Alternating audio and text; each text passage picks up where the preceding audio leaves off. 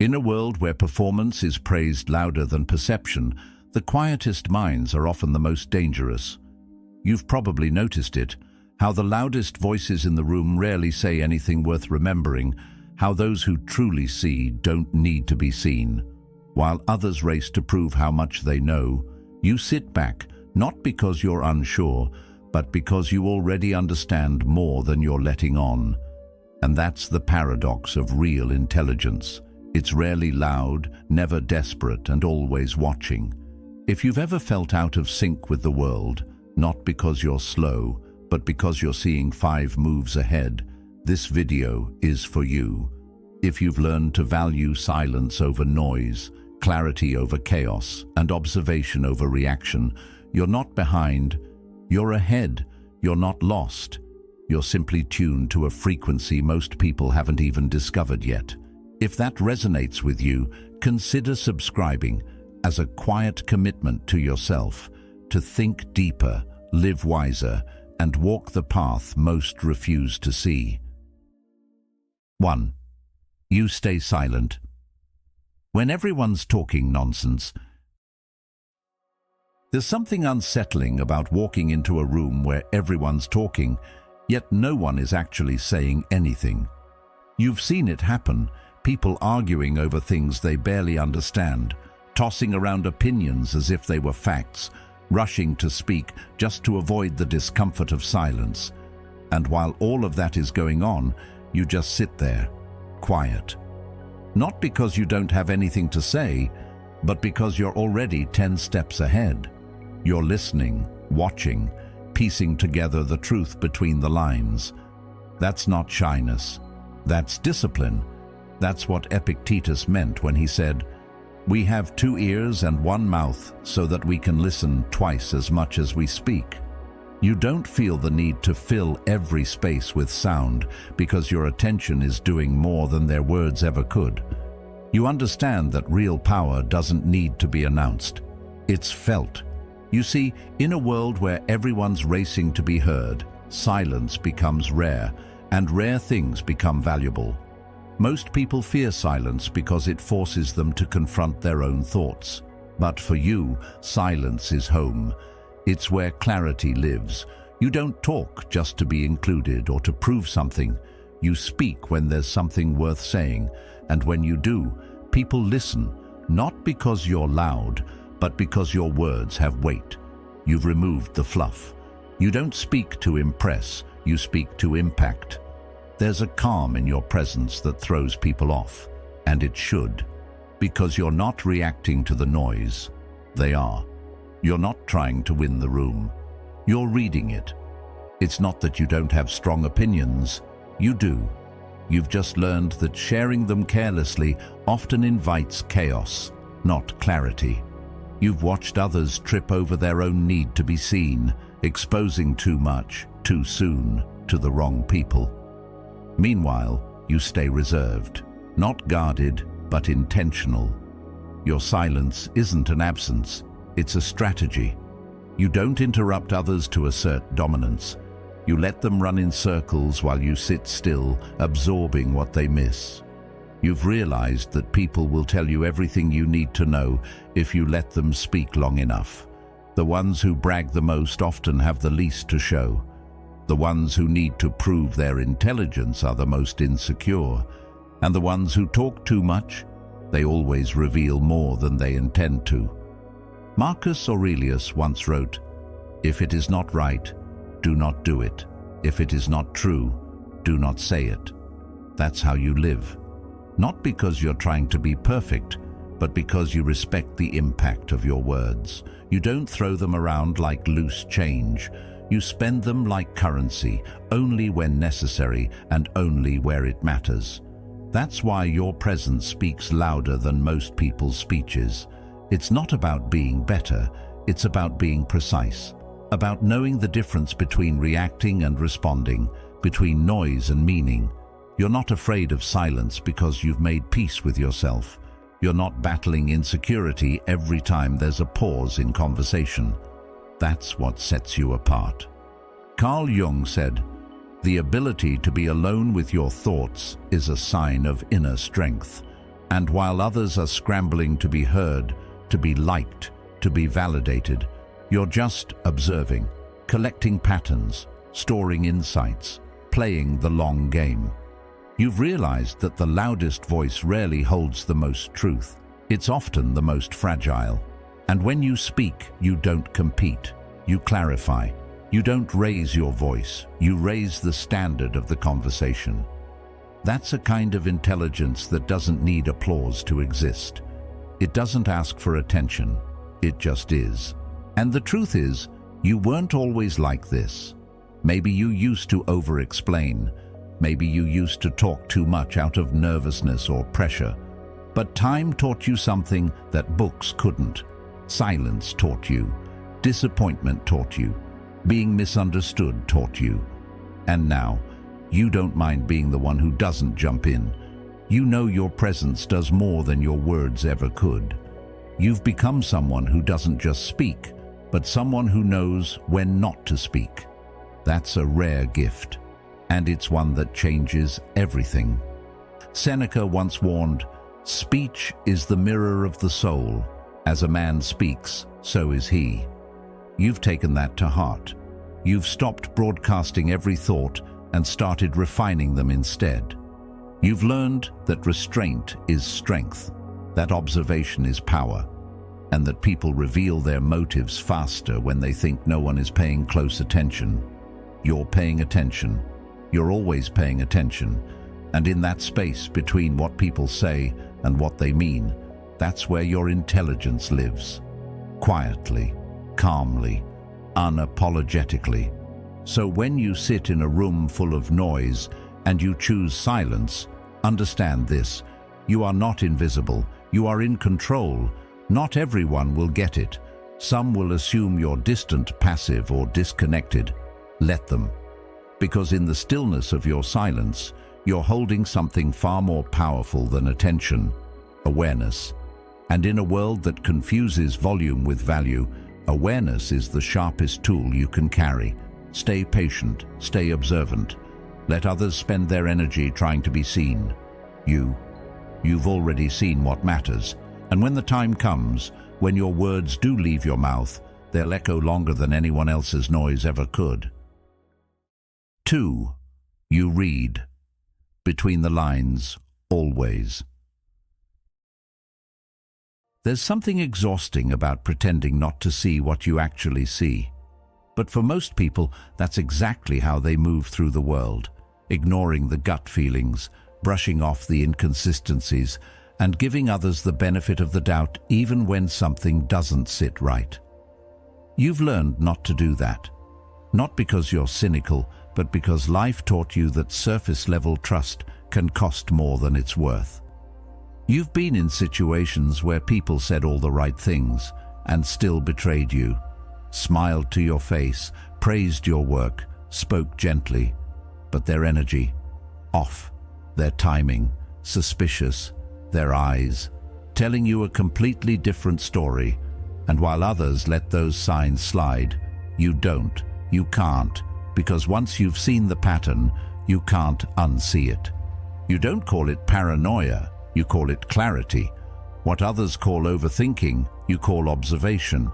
You're not looking for drama, you're looking for the truth. And the truth is rarely spoken directly. Most of the time it slips out in hesitation, in avoidance, in contradictions between words and behavior. That's where you listen. Not to what someone says once, but what they repeat without realizing. Not to what they tell the crowd, but to how they act when no one's watching. Carl Jung once said, "Until you make the unconscious conscious, it will direct your life and you will call it fate." You've made it conscious. You're awake to the subtle motives most people try to hide, even from themselves. You notice how someone's tone doesn't match their message. You catch the pauses that come a half-second too late. You sense when excitement is forced, when kindness is transactional, when someone is smiling only with their mouth. That ability to read between the lines makes you different. It also makes you a little dangerous, because people can't manipulate you like they do with others. Their charm doesn't blind you. Their sob stories don't work. You can sense when a compliment is bait. You know when someone is mirroring you just to gain your trust. While others are flattered, you're calculating. Not because you want control, but because you value truth over comfort. Epictetus taught, "It is impossible for a man to learn what he thinks he already knows." And you've seen that play out in real life. Most people want to believe what makes them feel good, not what makes them see clearly. They choose illusion because it's softer, but that softness comes with a cost. Blind spots. You don't live like that. You've chosen clarity over convenience. That's why you're so hard to lie to. You pick up on stories that don't line up. You notice when someone's behavior shifts after they get what they want. You can tell when someone's pretending to care. It's not even something you try to do. It's just how you process the world now. And no, it's not always fun. Sometimes it's lonely being this aware. You notice manipulation in conversations that others think are harmless. You pick up on hidden resentment in smiles that everyone else calls friendly. You catch the shift in body language that signals jealousy before anyone says a word. It can feel like carrying a radar that's always on, but at the same time, it's a shield. It protects you from being fooled, from giving your energy to people who only want to drain it, from trusting too soon, too easily, too deeply. Seneca once said, "The greatest remedy for anger is delay." And you understand that deeply, because your instinct isn't to react, it's to observe. When someone crosses a line, you don't explode. You file it. You analyze it. You study what made them do it, and whether they'll do it again. You let people show you who they really are without rushing to define them. You wait. You watch. And when it becomes clear that their intentions are off, you step back. Not dramatically, but deliberately. You don't need to expose them publicly. You just stop giving them access. That quiet boundary is something most people never see coming. You also don't romanticize people. You don't fall for potential. You pay attention to patterns. If someone shows you inconsistency, you believe them. If they say all the right things but live the opposite, you believe their actions. And when you feel that something is off, you trust that instinct. Not because you want to assume the worst, but because your life has proven it right too many times to ignore. Socrates said, "The unexamined life is not worth living." You've turned that inward and outward. You examine people, not to judge, but to understand. And in understanding, you've become unshakable. The truth is, this level of perception isn't something most people are ready for. They want to be seen, but only the version of themselves they carefully curate. They want acceptance, not reflection. But when they're around you, they feel something different.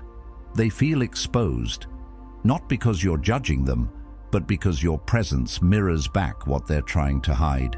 And that's not always welcomed. You might be called intense, distant, hard to read. But that's just what it looks like when someone refuses to play the surface-level game. Marcus Aurelius reminded us, "Never esteem anything as of advantage to you that will make you break your word or lose your self-respect." And that includes pretending not to notice what's right in front of you. You've made a commitment to truth, even when it's uncomfortable, even when it isolates you, even when it hurts. Because nothing is more dangerous than self-deception, and nothing is more powerful than seeing clearly. So yes, you read between the lines, not because you're suspicious, but because you're awake. You've trained your mind to ask, what's behind that smile? What's the motive under those words? What's not being said here? And in asking, you protect yourself, you guide your choices, you avoid traps that others walk straight into. You don't do this because you're cold. You do it because you've seen what happens when you don't. And now you live differently. You listen deeper, you speak less, and you see everything. 3. Your curiosity isn't just cute, it's strategic. Some people scroll through life passively, just taking things as they are, rarely stopping to ask why. Why does this work? Why does that fail? Why did that person say what they said? And why did it bother me more than it should have? But not you. You don't just accept what's given, you take it apart. You question everything. You look under the hood, you watch a video, and you're not just entertained. You're studying the pacing, the hook, the editing choices. You hear a compliment, and you don't just smile. You ask what prompted it, what's behind it, where it's going. That kind of mind doesn't rest. It digs, it dissects, and it turns curiosity into clarity. This isn't about being clever. This is about being intentional. You're not curious for fun. You're curious because you want to understand. You want to know the rules of the game, not so you can follow them blindly, but so you can break them wisely. You study patterns. You reverse engineer success. You look at outcomes and trace them back to their origin, not because you want to copy others, but because you want to build your own system that works even better. And that's rare. Carl Jung once said, "Your vision will become clear only when you can look into your own heart." Who looks outside dreams. Who looks inside awakes. But you do both. You observe the outside world obsessively, its rhythms, its loopholes, its incentives, and then you filter it through your own internal compass. That's how you stay ahead without losing yourself.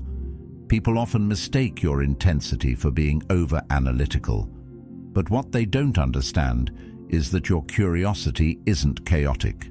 It's strategic. You don't ask random questions. You ask the right ones. Questions that open doors. Questions that expose weak spots. Questions that lead to leverage. You want to know how influence works, how attention moves, how systems fail, not just because it's interesting, but because it tells you where to aim your energy. It tells you what to avoid. It tells you what to build next. And while others chase shortcuts, you're busy studying the entire map, because you know the fastest route isn't always the safest one. Seneca wrote, "If a man knows not to which port he sails, no wind is favorable." That's the difference between shallow curiosity and yours. You're not just drifting through ideas, you're navigating toward mastery. Your curiosity gives you direction. It teaches you how to see. Most people live on autopilot. They consume, they react, they forget. But not you. You're documenting in your head. You're making mental models, testing scenarios, adjusting your thinking in real time. You don't read for entertainment. You read for strategy. You're not watching to kill time. You're watching to decode something. And because of that, you're always learning, even when no one notices. And this kind of mind can be exhausting, can't it? Sometimes you wish you could shut it off, to just enjoy something without needing to analyze it. But it's not in your wiring. You've trained your brain to be alive. And the reward? You see things others miss. You catch opportunities before they become trends. You understand people before they understand themselves. You spot problems before they explode. That's not luck. That's the payoff of a mind that refuses to stay still. Epictetus reminded us, "Only the educated are free." And what he meant wasn't just about schools or degrees. He meant that true education, real self-education, frees you from dependency. When you're curious, relentlessly and intentionally, you no longer wait for someone else to give you the answers. You go find them. You build your own frameworks. You create your own advantages. You become your own teacher. That's real freedom. And it's what separates the observer from the player, and the player from the architect. You also understand something deeper. Everything connects. What seems random today might be the missing puzzle piece tomorrow. That's why you pay attention to things others overlook. A strange comment, a failed project, an old idea that suddenly makes sense in a new context. You collect it all. And then one day it clicks. The questions you asked 2 years ago, they fuel the answers you're living now. That's how you move, like a strategist, like someone who's not here to just survive, but to reshape the space they walk through. Marcus Aurelius said, "Look well into thyself. There is a source of strength which will always spring up if thou wilt always look." And that's what your curiosity gives you, inner strength. Because while most people wait to be taught, you teach yourself. You don't need permission to grow. You don't need a roadmap. You ask questions until the path reveals itself.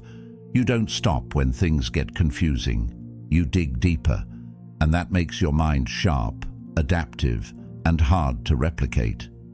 You're also not easily fooled by surface-level trends. You ask, who benefits from this message? What's the incentive behind this system? What am I not being shown? And in doing so, you stay grounded while everyone else is swept away. You're not just asking why for the sake of philosophy. You're asking it to protect yourself, to position yourself, to rise without making the mistakes others ignore. That's not cute, that's powerful. So while others are entertained by the show, you're studying the script. While they're reacting to results, you're tracing back the design. And while they wait for answers, you've already moved to the next question. That's what makes your curiosity a weapon, not a distraction. You're not just curious, you're calibrated, focused, awake. And the world doesn't quite know what to do with someone like that. Someone who refuses to accept anything at face value. Someone who always wants to know more, and then use that knowledge to move differently. That's the kind of mind that bends reality, not by force but by understanding. And that's exactly who you are. 4. You're never bored. Your mind is a playground. Have you ever just sat quietly in a room with nothing but your thoughts and felt perfectly fine? Not anxious, not fidgety, not desperate to fill the silence with noise or distraction, but calm, present, and even energized by it. If you have, you already know how rare that is. Most people panic in stillness. They reach for their phones, scroll endlessly, or jump from one stimulation to the next. But you're different. Your mind doesn't need to be entertained by the outside world because it's already alive on the inside. You can sit still and create entire experiences in your imagination. You can reflect, visualize, replay, and analyze without ever leaving your chair. And that's not just some quirky trait, it's a form of quiet brilliance. Your ability to be alone with your thoughts is a kind of mental strength most people never develop. And it's not because you were born this way, it's because you trained it. Slowly, over time, you stopped needing constant input. You realized that your mind, when left uninterrupted, could offer more creativity, more insight, and more clarity than any app or video ever could. Carl Jung once said, "Solitude is for me a fount of healing which makes my life worth living." That hits different when you've actually felt it. You don't fear being alone, you welcome it. Because in solitude, your thoughts expand instead of shrinking. They sharpen, they connect, and they start to shape the person you're becoming. This doesn't mean you're constantly daydreaming or lost in thought. What it means is that your mind has stamina. You can focus on a single idea for a long stretch of time. You can break it apart, look at it from different angles, and reconstruct it with more precision. That kind of mental endurance isn't common. Most people burn out just trying to think deeply for more than 5 minutes. But you thrive in that space. You find energy in the stillness because it gives your mind the room to play, to explore, to solve, to imagine, and to grow. Marcus Aurelius once wrote, "Nowhere can man find a quieter or more untroubled retreat than in his own soul." And that's where you go. When the world gets loud, you retreat inward, not to escape, but to recalibrate. You ask yourself real questions. You go over conversations and see where things could have gone differently. You sketch out new plans. You build new visions. You don't need to escape into entertainment to feel alive. You simply go deeper into your own awareness. And in doing so, you become a little more composed, a little more self-reliant, a little more you. People often say boredom is the enemy, but boredom is only a threat to those who haven't built a life inside their own mind.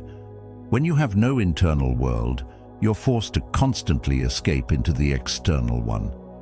That's why people binge content they don't even enjoy. That's why they open apps before they even know why. It's not about pleasure. It's about avoiding stillness.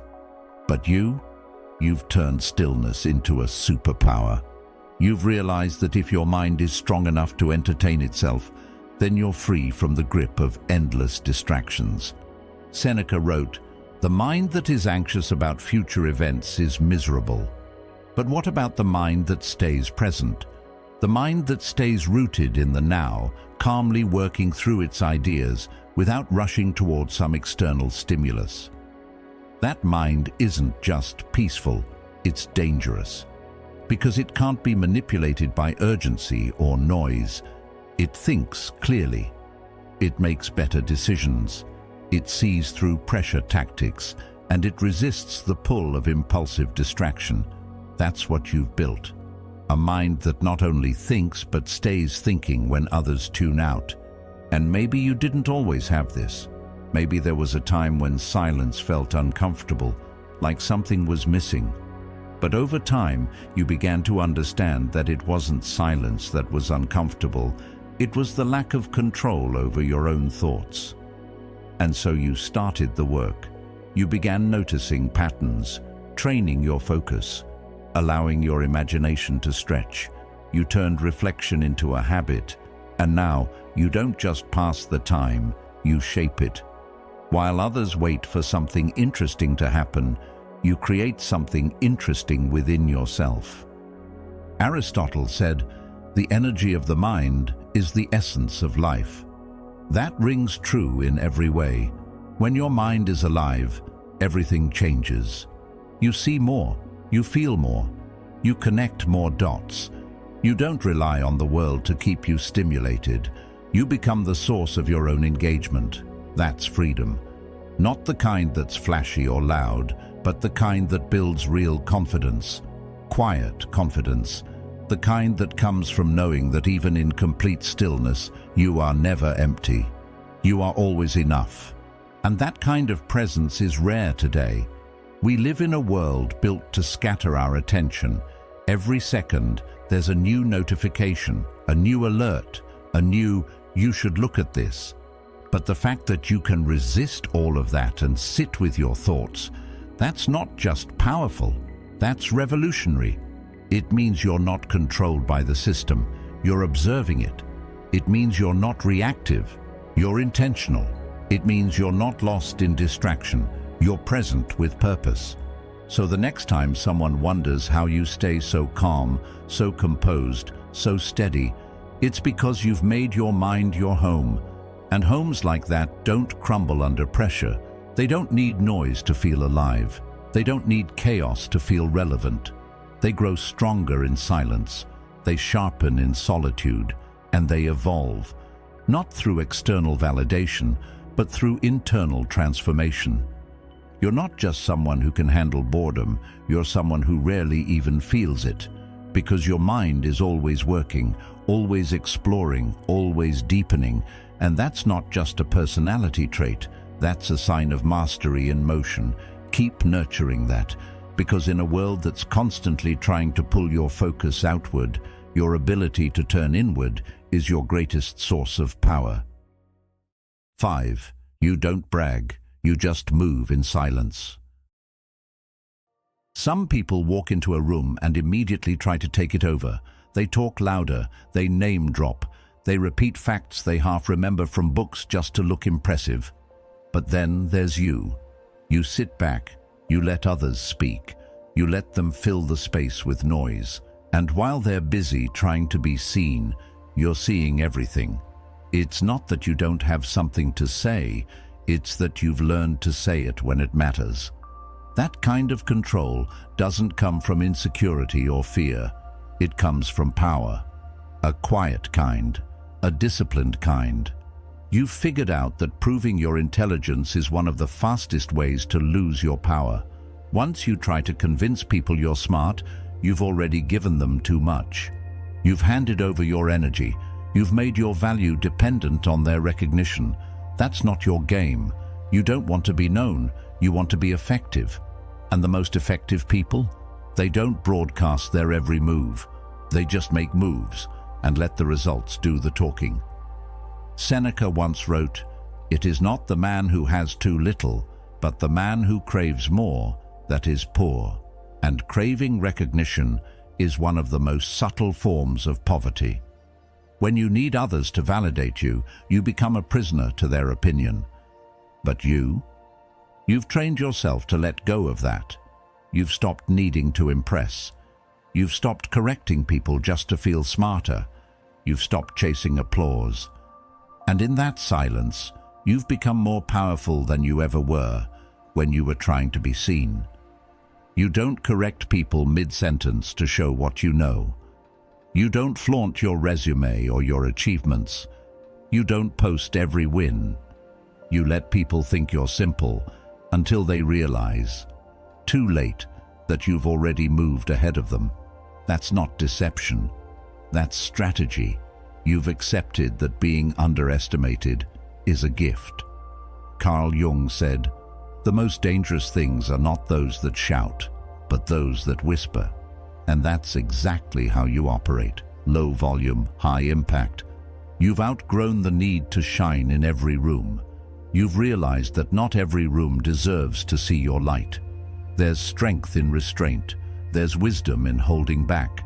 And the truth is, those who talk the most often act the least. Those who need constant attention are usually running from something inside. But you've made peace with yourself. You don't need the spotlight to feel important. You know who you are even when no one's watching. Epictetus taught, if you want to improve, be content to be thought foolish and stupid. That might sound harsh, but it speaks directly to your path. You're not afraid to be misjudged in the short term. You know that the long game always belongs to the one who plays it with patience. You don't explain your vision. You don't defend your silence. You don't chase people's understanding, because you've learned that silence can't be misquoted, and strategy works better when no one sees it coming. And the thing is, this kind of mindset doesn't happen overnight. Maybe you used to speak up more. Maybe you used to need that validation. But life taught you. Mistakes taught you. Being overexposed taught you. And now, you choose quiet. You choose focus. You choose depth over display.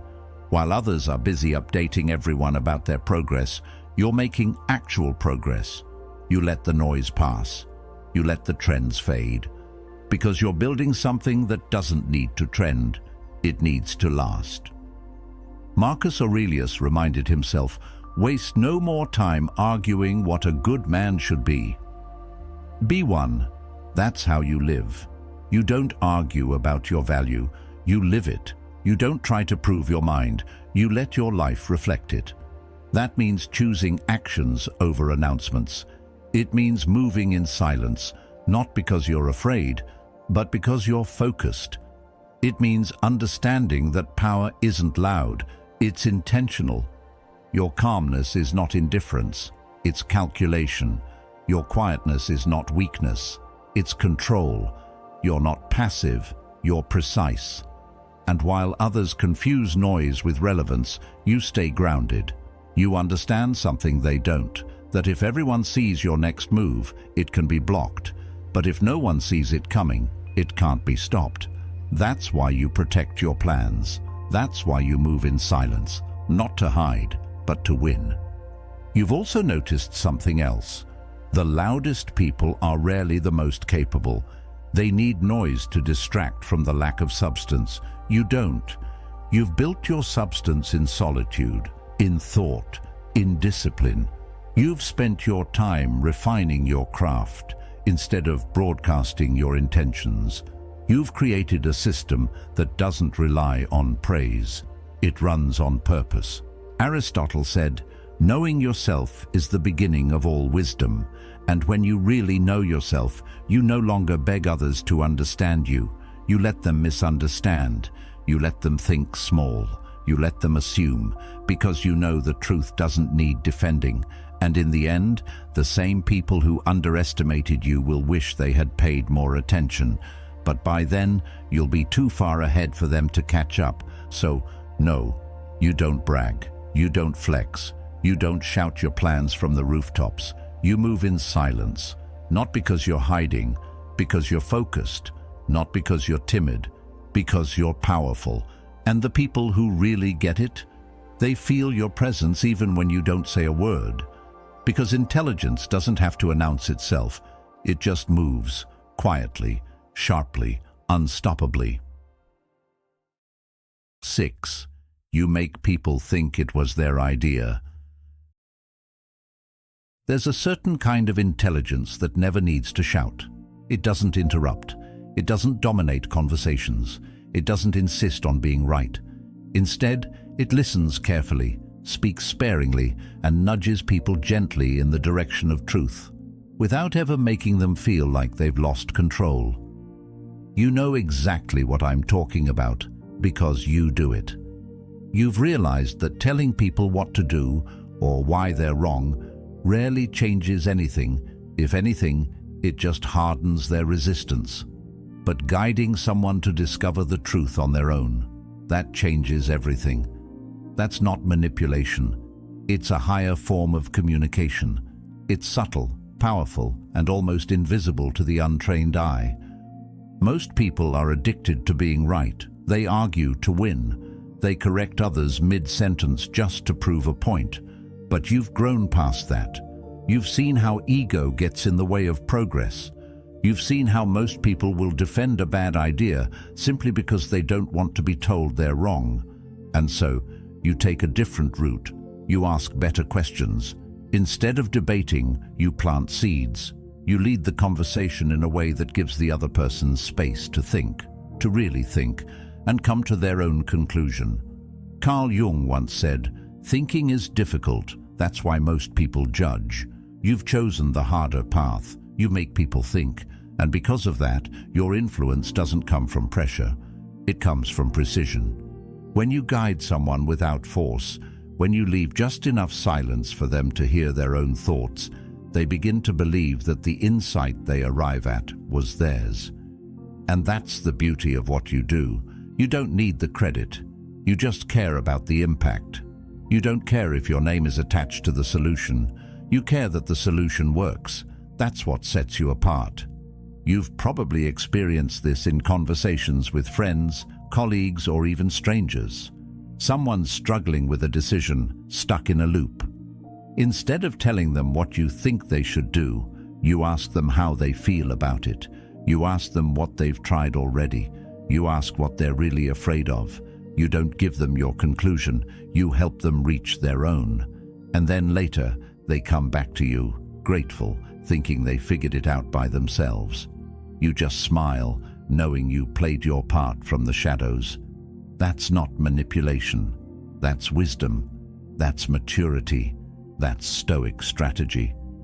This kind of influence isn't just social, it's deeply psychological. You understand the architecture of how people think. You know that identity shapes behavior, that people are more likely to change when they believe the change aligns with who they are, not just what they were told. So you frame things differently. You don't challenge their identity. You speak in ways that reinforce their self-image, gently expanding their view instead of shattering it. That's an art. And very few people do it well. Seneca once said, "He who is brave is free," and part of being brave is letting go of your need to control the spotlight. You're free from the addiction to validation. You don't mind being the ghostwriter behind someone else's moment of clarity. You've realized that true influence doesn't need to be loud.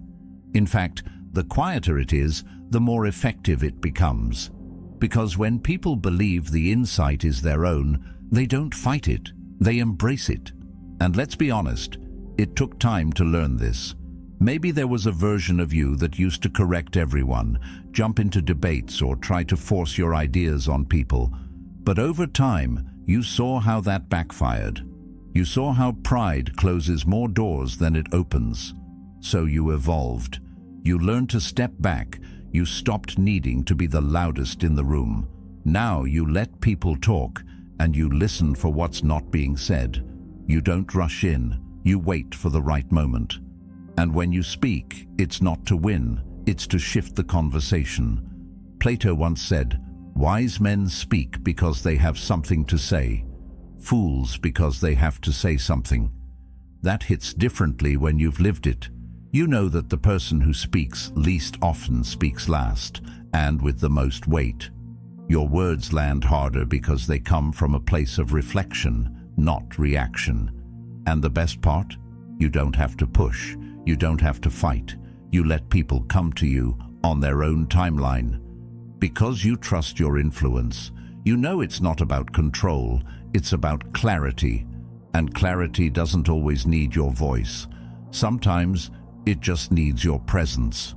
You've learned that ideas planted with grace take root more deeply than those thrown with force. You're not the hammer, you're the spark, the gentle nudge, the invisible guide. And that, in today's world of endless noise, is one of the most valuable skills you can have.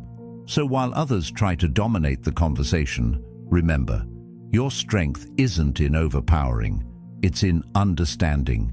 And your power, it lies in your ability to shift minds without raising your voice. 7.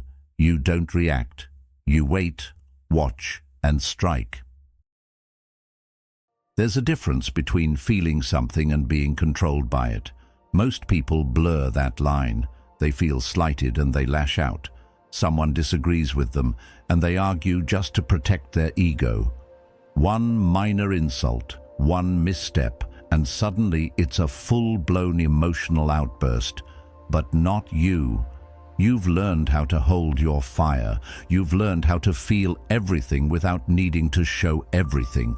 That doesn't mean you're cold, it means you're composed. You've separated reaction from response. And in doing so, you've reclaimed a kind of inner power that few people ever experience.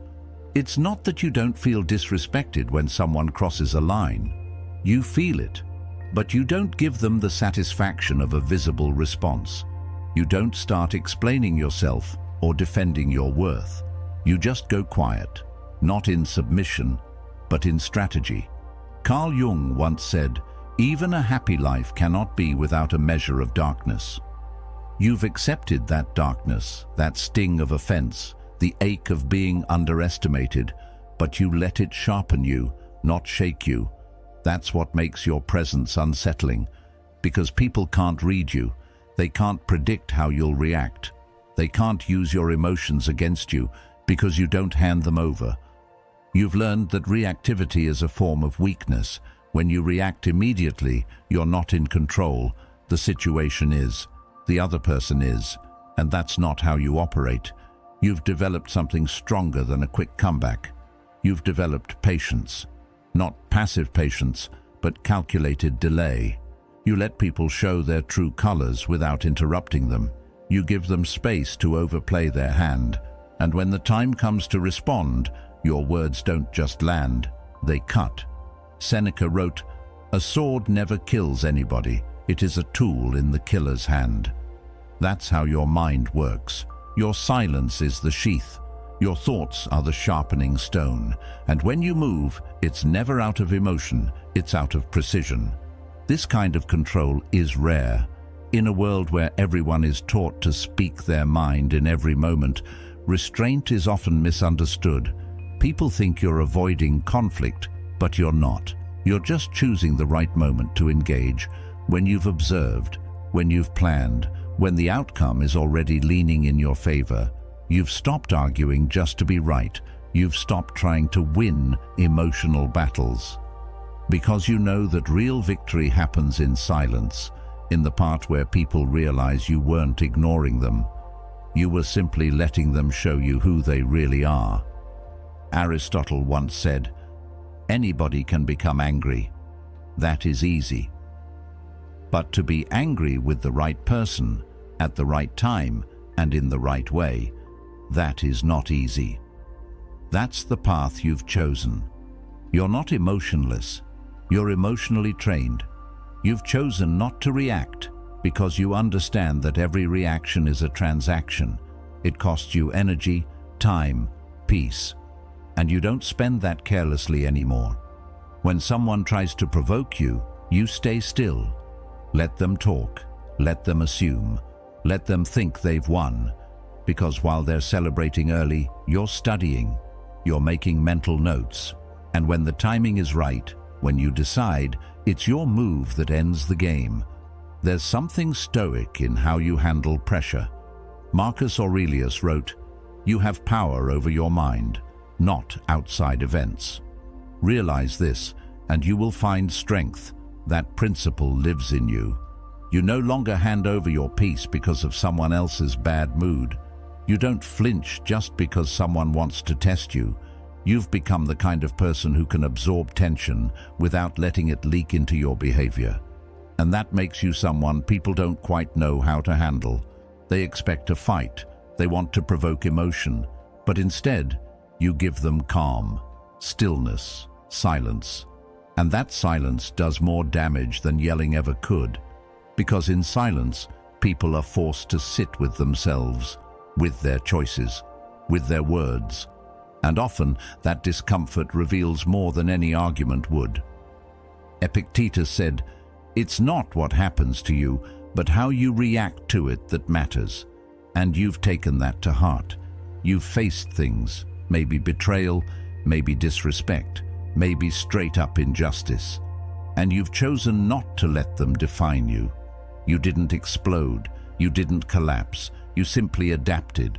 You adjusted. You watched. And then you moved on your own terms. And when you moved, you didn't miss. That's what separates you. You play the long game. You know when to act and when to wait. You understand that not every battle is worth fighting, and not every opinion deserves a response. You're not passive. You're selective.